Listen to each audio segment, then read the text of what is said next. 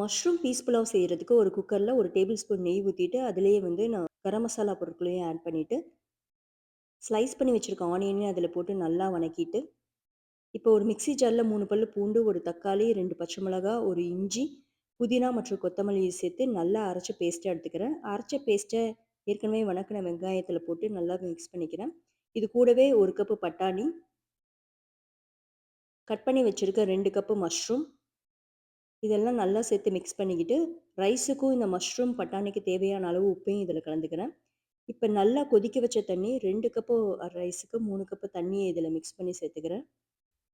ஏற்கனவே ஊற வச்ச ரைஸையும் தண்ணி இல்லாம இந்த மஷ்ரூம் புலாவ்ல ஆட் பண்ணிக்கிறேன்.